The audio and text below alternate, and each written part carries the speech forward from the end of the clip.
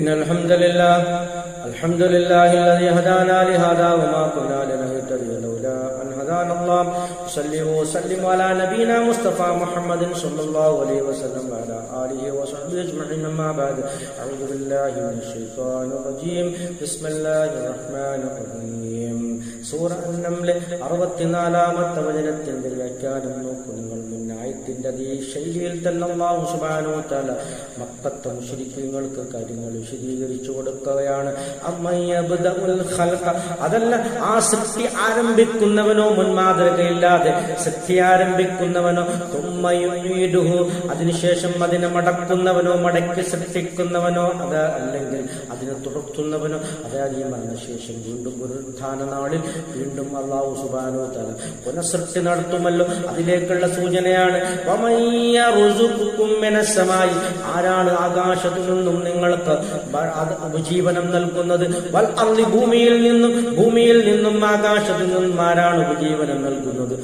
അല്ലാഹു മാത്രമല്ലേ? അതിന് യാതൊരു സംശയമില്ല.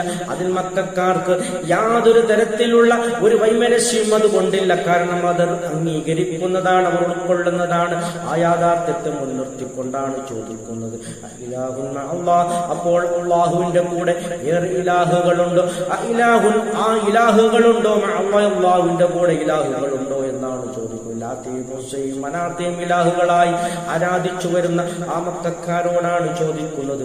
നിങ്ങൾക്ക് ആകാശത്തു നിന്നും ഭൂമിയിൽ നിന്നും ഭക്ഷണം നൽകുന്നത് അല്ലാഹുവല്ലേ? അപ്പോൾ നിങ്ങൾ എങ്ങനെയാണ് അല്ലാഹു അല്ലാത്തവരെ ആരാധിക്കുന്നത് എന്നാണ് ചോദ്യം.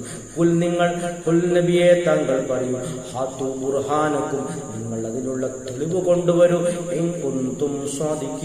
നിങ്ങൾ സത്യവാന്മാരാണെങ്കിൽ നിങ്ങൾ തെളിവ് കൊണ്ടുവരൂ എന്നാണ് അല്ലാഹു സുബ്ഹാനഹു വ തആല ചോദിക്കുന്നത്. അല്ലാഹുവിന് പുറമെയുള്ള ഇലാഹുകളെ, അല്ലാഹുവിന്റെ സൃഷ്ടികളെ ആരാധിക്കാൻ ഒരാൾക്കും ഒരു തെളിവ് കൊണ്ടുവരാൻ സാധിക്കില്ല എന്നുള്ളത് ഒരു യാഥാർത്ഥ്യമാണ്. നോക്കൂ നിങ്ങൾ, ആ രൂപത്തിൽ അല്ലാഹു സുബ്ഹാനഹു വ തആല അവരെ വെല്ലുവിളിക്കുകയാണ്. ഒരിക്കലും ആ വെല്ലുവിളി അവർക്ക് ഏറ്റെടുക്കാൻ കഴിയില്ല, സത്യമാകില്ല എന്നുള്ളത് ഒരു യാഥാർത്ഥ്യമാണ്, ഹക്കാണ്. അൽഹംദുലില്ലാഹി റബ്ബിൽ ആലമീൻ.